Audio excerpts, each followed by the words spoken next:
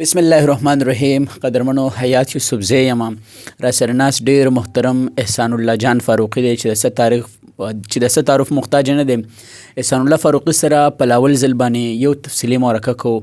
د نه به تپوسونه کوو د ژوند په هکله، د شاعرۍ په هکله. نو دا ویډیو را سره پوره وګورئ. لاول خو احسان الله فاروقي صاحب السلام علیکم. وعلیکم السلام ورحمت الله وبرکاتو. حیات یوسف زی صاحب زه ستاسو ډېره مننه کوم، ډېره شکریه چې تاسو راغلی، موږ له مو وخت راکړ. جزاک ډېره مننه احسان الله فاروقي صاحب. لاول خو چې دی نو ډېر خلک تاسو پیژني بس فاروقي صاحب که نه، د ژوند نه داسې پکې د وشو چې ماشومان رالوی شو غټ شو فاروقي صاحب. خو ستاسو پیژنګلو شاته کلې دا لږ خپل پیژنګلو چې دی د ملګرو سره وکړي. حضرت زه د ذل صوابۍ د تحصیل لاهور د کلي ماڼکۍ سره تعلق ساتم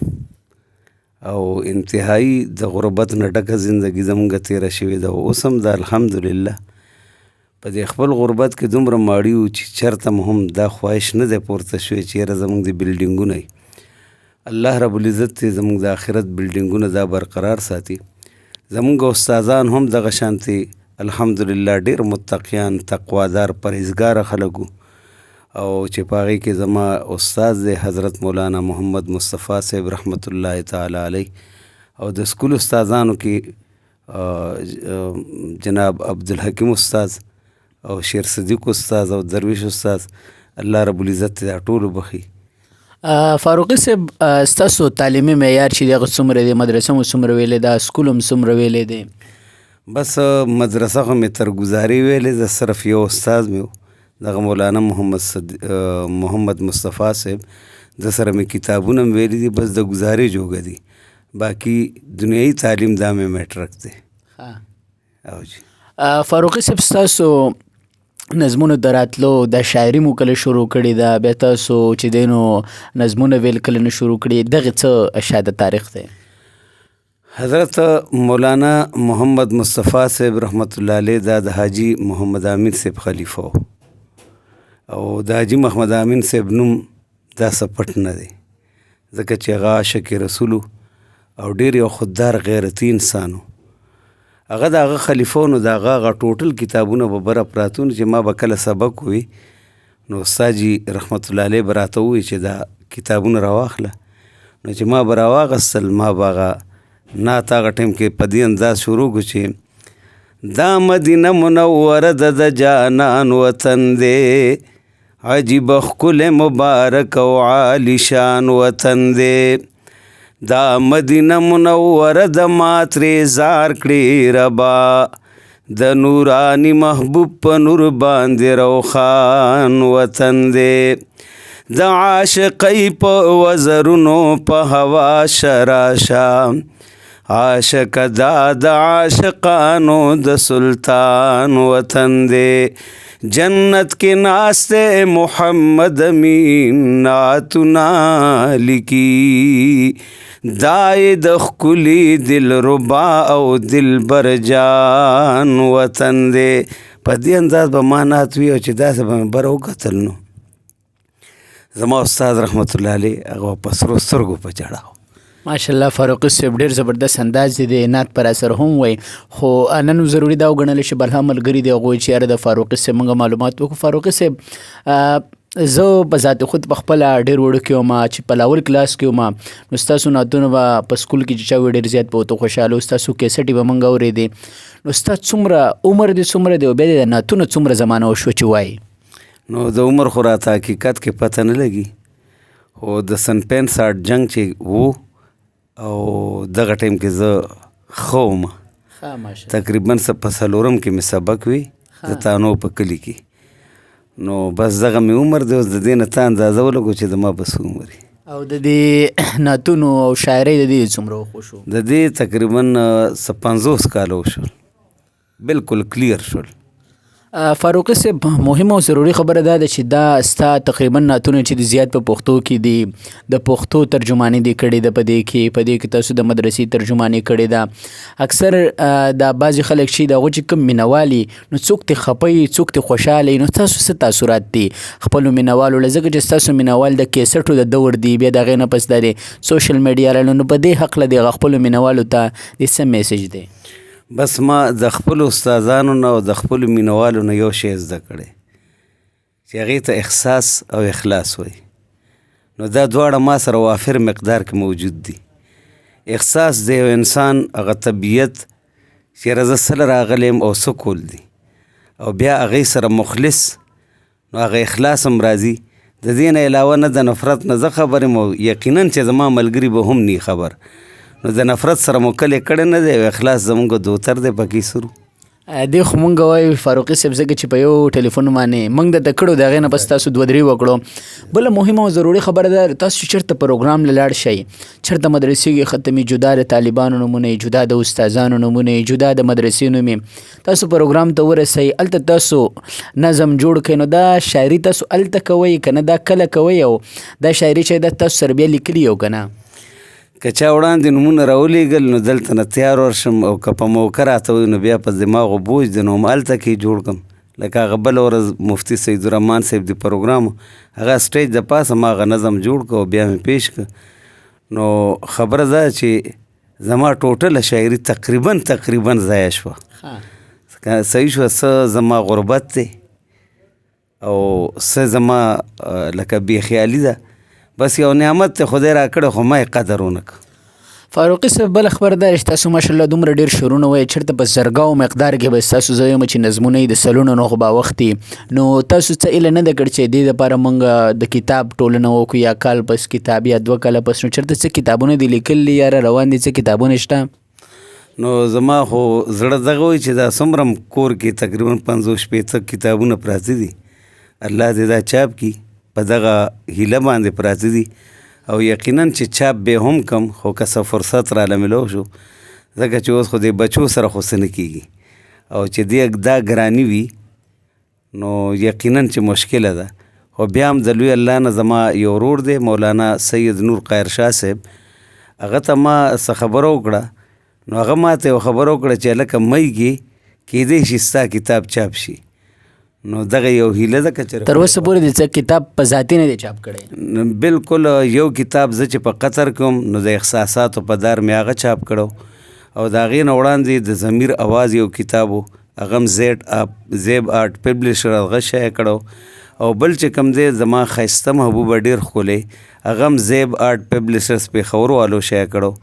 نو زه وایم که چېرې دغه شان خدای پاک توفیق راکړه او دا ټول کلام مې بهر ووته، نو یقینا شاګردان خو مې بې شمېره دي. یقینا هغوی نه خو مې توقع شته چې وبې باسي داسې شعرونه چې ما سره هېڅ نشته، او زما 2-3 شاګردان دي هغوی سره دومره دي که نه چې زه ورته خپله حیران شم. فاروقي صاحب بل مهم سوال دی چې تاسو په هره خبره کې دا احساس کو چې غربت دی، نو زه خو خبر شوم چې تاسو چې دی نو زما خیال چې ودونه هم چېرته 2-3 کړي دي او بچي دي هم، نو دغه خپل د فیملي بیک ګراونډ راته لږ ووایه چې تاسو ودونه څو کړي دي، او دې حوالې سره هم ستاسو مینوال به زه یم چې کیدای شي غوږ په غوږ. زما د غربت وجه خو ودونه نه دي، بلکې د دې ودونو د دې غربت د برکته ما ودونه ډېر کړي دي. ماشاءالله زما په ودونو نه پیسې لګېدلې دي، او نه خدای دې طرف ته پرېښودم چې کومه مینه خدای را کړې، دغه شان مینه ناک خلک هم خدای را کړي دي. نو الله دې ټولو سره ښه وکړي. او بله خبره ده چې ما یو بچی و عبیدالله، هغه خدای پاک راکه، بیا د هغې نه 10 کاله پس زما بچي نه و. بیا شیخ د شاه منصور صاحب لړم، هغه راته وظایف وښول، اوس دومره بچي دي چې الحمدلله مال یې نومونه نه راځي. نو ستا بچي څو دي، ودونه دي څو دي؟ مچې دا راته وایي. ودونه خو 3 وو، او اوس چې کوم دی نو لکه بچي هم د شمېر نه نشته دماغو کې چې اوس څه تعرف البدي ووایم. فاروقي صاحب دا خو څومره هم دي الله دې خوشحاله ساتي. ماشاءالله فاروقي صاحب ستاسو ماشاءالله دومره بچي وایي دومره دي چې ما ته اوس نه دي پته چې څومره دي. الحمدلله ډېر پې خوشحاله. ښه نو دا ټول کور کې یو ځای پاتې کېږي؟ بلکل یو کور دی. او بله مهمه او ضروري خبره دا د فاروقي صاحب تاسو چې د کله نه موږ اورو ستاسو چې کوم انداز دی د نعت ویلو، نو دا تاسو بدل کړی دی که نه؟ موږ ته خو نه ښکاري چې تاسو دغه انداز بدل کړی دی که نه؟ په دې کې داسې بدلون راولي که دا څه دي؟ الحمدلله چې د ابتدا نه د مولانا محمد مصطفی صاحب رحمت الله علیه د وخت نه چې څه مې شروع کړي که نه، تر نن تاریخه په هغه انداز روان یم، او زما نعتخوانۍ سټایل هغه جوش او جذبه که ختمې، نو لږ راپاسه او په ما 2-3 روپۍ ونوله. صحیح شوه. ولې زما خپل مقصد سره غرض دی چې خپل مقصد سره کیوزم او چې پیسې نه که نه ډېره ښکلې نعتخواني کوم خو چې کله پکې پیسه راشي نو بیا پیسې دپاره شي نو بیا په هغه ځای روکاوېږم وروره هغه به زما آخرنۍ نعتي. فاروقي صاحب بل خبره دا ده چې دا هم خبره مشهوره ده چې اکثر نعتخوانان چې دي هغوی د پیسو دپاره کوي. تاسو بغیر سواله دا خبره وکړه چې زه د پیسو دپاره نعت نه ویم نو تاسو چې اکثر پروګرامونو ته لاړ شئ تاسو ډیمانډ کوئ که نه خلک دله د مینې نه پیسې درکوي نو ته خو د پیسو نه انکار کوي. د دې حوالې سره هم کیدای زه وایم چې دغه خبرې پکې هم راشي. زما چې څومره هم مینوال دي او په دې 500 کالو کې چې زه څومره هم تلم نو د تا نه واخلې تر قاید جمعیت مولانا فضل الرحمن صاحب پورې زه لویو لویو جلسو ته تلم غیر چاپیره په ټول پاکستان کې ګرځېدلم نو زه ټول چیلنج کوم چې صرف دومره دی ووایي چې ماله به دومره راکې یوه خبره او دویمه خبره که چې زه تلم او چا خپله مینه کړي هغه ځان له یو خبره ده خو که چا نی راکړي مثال که طور زه یو پروګرام ته لړم او هغه راته وایي چې السلام علیکم او زه را روان شم نو په لوی الله قسم دا ګواهي زما رب به ورکوي او زما دغه فرشتې به ورکوي چې هغه سره بل پروګرام له صرف د دې وجې چې تللی ما چې بل ځل د ماله پیسې نه وي راکړې صحیح شوه ولې بیا به وایي چې پیسو د وجې دی رانغې که نه نو هغه خو په ځان فرض کړم چې دله خو به همیشتن راځم صحیح شوه نو د پیسو دپاره نه مې یو لفظ ویلی دی او زه درته یو بله خبره قیمتي وکړم چې زام زما د خولې نه یو اوته لفظ یو طرف ته 3 خرب 3 ارب 3 کروڑ 3 لاکھ 333 روپۍ کېده او بل طرف ته زما یو لفظ قسم دی که د هغې مقابله وکړي نو چې کله زما هغه الفاظ چې کم ادا شوي دي او په کم اخلاص نو چې د هغې دا قیمت نو دی به ما په 100 او په 200 دوکه کوي سوال نه پیدا کېږي. فاروقي صاحب یقینا ډېره زبردست خبره دې وکړه او څه معلومات مرګرو ته به یې خو کیدای شي څه مرګرو ته نه هغو ته معلومات لاړ شي. بله مهمه او ضروري خبره دا ده چې 50 کاله ستاسو وشو تاسو ماشاءالله دغه خدمت روان دی د مدارس ترجماني کوئ نو څه داسې ارمان دی پکې پاتې شوی دی چې یاره دی چا سره مې پکې ملاقات وکړی یا داسې چېرته دغه پلانکي پروګرام ته زه نه یم تللی ارمان دی چې زه یم انوایټ کړی زه لاړ یم داسې څه ارمان دی په ژوند کې پکې پاتې شته؟ زه خو هم ما سره نور هېڅ نشته یقینا بالکل خالی او نور په عمل هم ډېر ګنده یم خو ما سره صرف یو شی شته د جمعیت علما اسلام د مولانا غلام غوث هزاروي صاحب رحمت الله علیه عبدالله درخاستی بابا جی مولانا عبیدالله انور صاحب او شیخ زکریا صاحب الحمدلله چې هغه هم لیدلي دي یعنې دا ټول اکابر چې څومره دي که نه او شیخ عبدالحق صاحب رحمت الله علیه د دې خپې مې چاپې کړي دي ما سره صرف دغه یو شی دی صحیح شوه د هغوی دعاګانې دي او نور مې هېڅ ارمان نشته مرګ ته م اینی ټایم تیار یم الحمدلله زما الله دی ګناهګار زه یم خو ما له دا پته چې غفار زما الله دی او دا مې امید ده چې ما به ټیک بخي ځکه چې ما شرک نه دی کړی خدای د شرک نه ساتلم او ټول عمر مې د علماء دیوبند په سټیج باندې تیر که یو سیکنډ څه شی دی یو سیکنډ ما په بل سټیج باندې نه دی اغستی چېرې د پیسو دپاره زه صدقه وکړم الله مې دې دې نه وساتي ما له دغه دعا کوي چې خدای مې دې علماء دیوبند سره ساتي او خدای مې دې علماو په خپو کې ساوخیږي بس. فاروقي صاحب آخري تپوس له به راځو ژوند دی او بیا د چا خبره ده چې مزدوري د مجبوري د پردی ښار دی ستاسو ذرایع آمدن چې دی هغه ستاسو څه کوئ ځکه چې تاسو خو اکثر پروګرامونه یې بیا مصروف هم یې نو څه کار روزګار یا داسې څه دا ستاسو څه دي؟ سوال خو دې ډېر ټیټ وکړو او جواب یې ما سره هم نشته نو زه ارزوم چې ما له خدای د خپلو بچو د خاطره دا واړه ماشومانان دي که نه نو دی د خاطره خدای ډېر څه راکوي او کال په کال مې خدای عمرې له بوځي ماشاءالله صحیح شوه او غربت مې دومره دی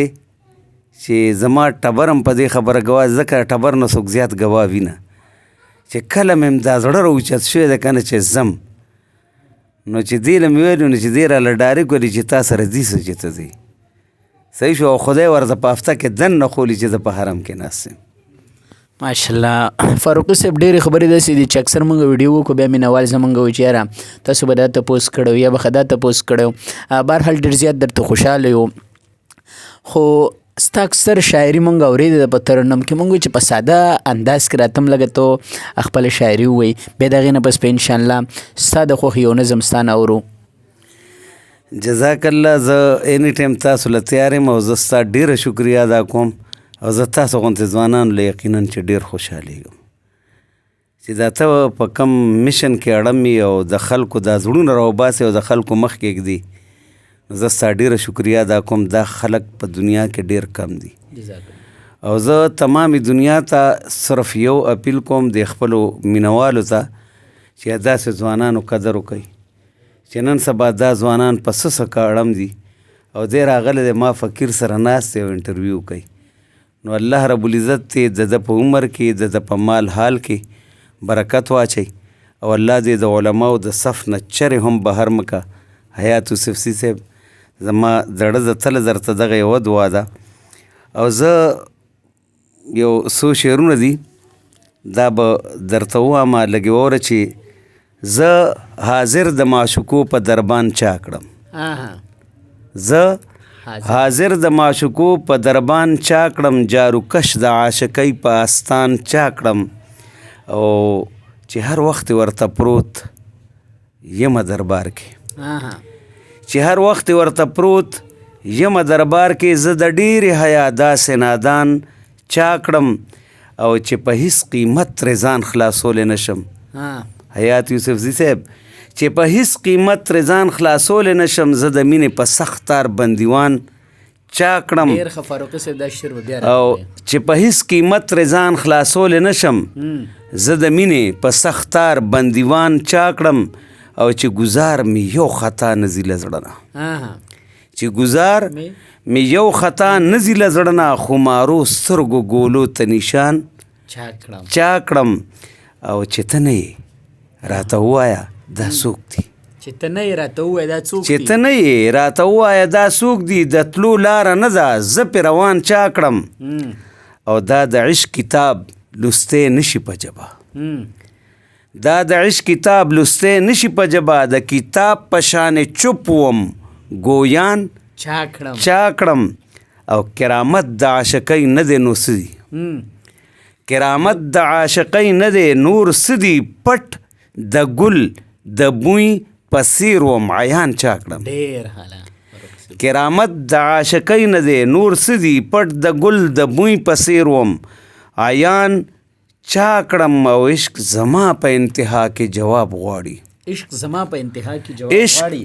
زما په انتها کې جواب غواړي زه منصور د دار په سر اویزان چا کړم او بې پروا مې په خاکي زړګي قابض دی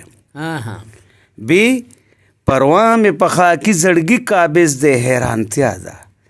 لا مکان ته مکان چا کړم بې پروا مې په خاکي زړګي قابض دی حیرانتیا ده لا مکان ته مکان چا کړم او چې اعلاوم فرشتو راته سجدې کړې چې اعلاوم فرشتو راته سجدې کړې ټوک روټۍ له اوس بندي په زندان چا کړم چې اعلاوم فرشتو راته سجدې کړې ټوک روټۍ له اوس بندي په زندان چا کړم او زه د مینې فلسفه باندې پوه نشم یوسفزي صاحب زه د مینې فلسفه باندې پوه نشم لا علاج مرض د پاره لقمان چا کړم او فاروقي پتا عاشق دی لیدې نشي فاروقي پتا عاشق دی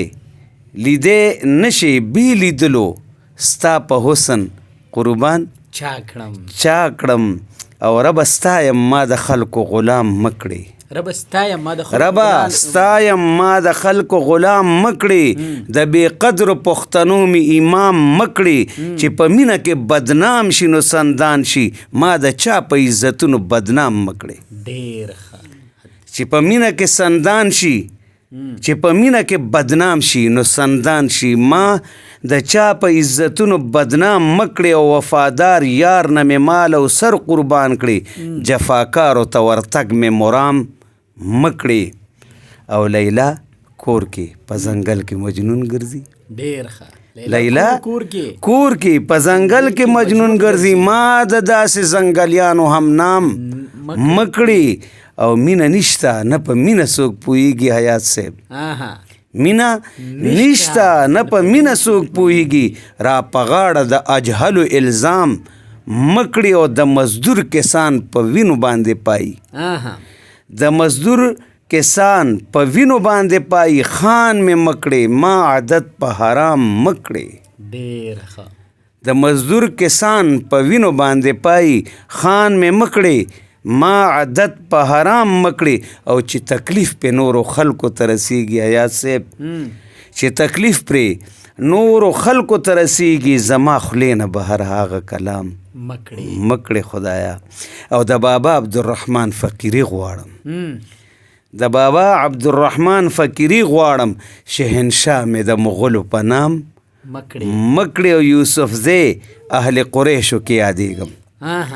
یوسف زی اهل قریشو کې یادېږم شاه جهان ته مې ولاړ لاس په نام مکړي خدای د غربت مې خوښ دی غریب مې لري او د دوستۍ په نوم چې تریخ زهر پکې وي د دوستۍ په نوم چې تریخ زهر پکې وي زما شونډو ته نږدې هغه جام مکړي خدایا د دوستۍ په نوم چې تریخ زهر پکې وي زما شونډو ته نږدې هغه جام مکړي او فاروقي تیروله ته رهبر نیولې فاروقي تیروله ته رهبر نیولې بی منزله چې سفر مې تمام مکړي خدایا نو زما ډیره شاعري تقریبا د نیمې نه زیاته شاعري چې کومې له شاعري وای نو دا خو عوامي شی دی دا په جلسو کې وام خو چې کم زړه هغه بړاس دی که نه هغه په کاپو کې ډوب پروت دی او دا نظم فاروقي صاحب دا به بار څنګه روزي ستا دا ډوبه دا به کیدای شي په کتاب کې روزي او دلته محفل وینه صحیح شوه نو دا یو نظم دی د پښتون قام په کردار باندې چې دا نن سبا کم پښتانه دي نو هغه زه ستا په مخ کې پیش کوم یو آینه ده د دې حالاتو الله مو دې دا مخ د دې نه سیده غاړې ته واړئ امین وایي چې نن سبا د پښتون یو اواز دی او هغه څه دی چې خپل ضمیر وجلی یمر چاته سر نګون یما خپل ضمیر وجلی یمر چاته سر نګون یما بل د پاره نر نه یم خو خپلو ته پښتون یما بل د پاره نر نه یم خو خپلو ته پښتون یما جنگ په اوبو خورو زما پلار نیکه ګټلی دی ما لیدلي رونو په دیوال چې رور وجلی دی مونږ په یو مرله باندې پوره ارټ للے دے اس میں دنیا گئی منی پنم چی افلاطون یما بل د پار نر نیم خوخ پلو تا پختون یما بل د پار نر نیم خوخ پلو تا پختون یما ما دلور حصہ ہمیش زامنو تور کڑی دا ما د غیبتونو فکٹری کور کے ساز کڑی دا زپی غور فروش یما مردار تل خوڑلی دا زپی غور فروش یما مردار تل خوڑلی دا شپورس پکاوے کوم پدی باندی مامونی یما بل د پار نر نیم خوخ پلو تا پختونی یما بل د پار نر نیم خوخ پلو تا پختونی یما پل زمیر وجلے یمر چاہتا سر نگونی یما بل د پار نر نیم خوخ پلو تا پختونی یما بل د پار نر نیم خوخ پلو تا پختونی یما ما پول ورونو خپلی لونا خرسی کړي دي بیا هم برید کونډه سات ما هر سمې لړلی دي بیا هم برید کونډه ساتما هر سمې لړلی دي ما د خور په حق باندې همې شملې وهلی دي زه د ناب زه د زناکارو ناپکارو یو لړمونی یما بل د پار نر نه یم خو خپلو ته پښتون یما بل د پار نر نه یم خو خپلو ته پښتون یما خپل ضمیر وجلې یمر چاته سر نه ګونی یما بل د پار نر نه یم خو خپلو ته پښتون یما دا منم چې زه د لور او خور ښځې مجرم یما هر پښتون مجرم دی په نن معاشره کې زه منم چې زه د لور او خور ښځې مجرم یما کور د بل آباد نه پرېږدم دی باندې ظالم یما زه د امریکې په شان په خپل ظلم قایم یما زه د امریکې په شان په خپل ظلم قایل یما ما ضمیر وجلې د قاتل پرې د شب خونی یما بل د پار نر نه یم خو خپلو ته پښتون یما بل د پار نر نه یم خو خپلو ته پښتون یما ما په شرق او غرب د دالتوب تاریخ لیکلی دی دې لکه څوک غیرت وایي هغه هم ډېر بړوایي دا غیرت نه دی غیرت چې کوم دی هغه دا ښایي چې لور خور رور دا رور وګڼه ما په شرق او غرب د دالتوب تاریخ لیکلی دی ما ضمیر خصاص تل په اخلاص باندې وجلی دی ما د خپل غرض په ډنډ خپل ما د خپل غرض په ډنډ کې خپل ځان لمبولی دی نو یریږم چا نه زهر و اخلاص په پتون یما بل د پار نر نه یم خو خپلو ته پښتون یما بل د پار نر نه یم خو خپلو ته پښتون یما ما پښتو ګټلې دا بچی مې فقیرانو سي کله چې مرګې وکي نو بیا دا لوڼې په خپل کور کې نه دی بیا شاه پسند خان کاکا کوي نو بیا د لوڼو په عزت یې څه کار نه کوي او چې کله بیا روغه کېږي نو بیا هم دغه لور په سوره کې ورکوي دغه ټایم کې هم د غیرت نه راویښېږي ما پښتو ګټلې دا بچی مې فقیرانو سي سخت دشمنۍ کې د بل در کې نوکرانو سي لوڼه مې خیر غواړي چې بابا یې په زندانو سي زه د جاهلانو د کاروان د جګر خونی یما بل د پار نر نه یم خو خپلو ته پښتون یما بل د پار نر نه یم خو خپلو ته پښتون یما زه قطر بحرین او سعودیا ته رسېدلی یم مصر عمان څه چې په اماراتو ګرځېدلی یم زه د ملیشیا په هر ځنګل کې اوسېدلی یم زه تایي نه پسې دیره شوی په رنګوني یما بل د پار نر نه یم خو خپلو ته پښتون یما بل د پار نر نه یم خو خپلو ته پښتون یما او نتیجه ما غوندې پښتو به نه چا کړي وي نه کولی شي بېشکه چې نشي کولی ما غوندې پښتو نه بچا کړي وي نه کولی شي نه زما په شان څوک په سوره خویندې ورکولی شي زه داسې تاریخ یم چې بل کله بدلولی شي لرې شه فاروقه زه بدماش د نن پرون یما بل د پار نر نه یم خو خپلو ته پښتون یما خپل ضمیر وجلی یمر چاته سر نه ګونی یما بل د پار نر نه یم خو خپلو ته پښتون یما بل د پار نر نه یم خو خپلو ته پښتون یما اوس هر پښتون دې په دې خپل ګریوان کې ځان ته وګوري که چېرې دا پښتو وي نو په دې باندې توکاڼې توکل هم لعنت دی ډېر ښه فاروقي صاحب ډېر زیات د څه خوشحاله ناست وم خو چې د پښتو دغه تصویر د شعر ته راوړ او د پښتو دغه تصویر مې ولید نو د سړي زړه خفه شي پیمان چې د پښتو دا چې نه وه څنګه چې د جوړه شوه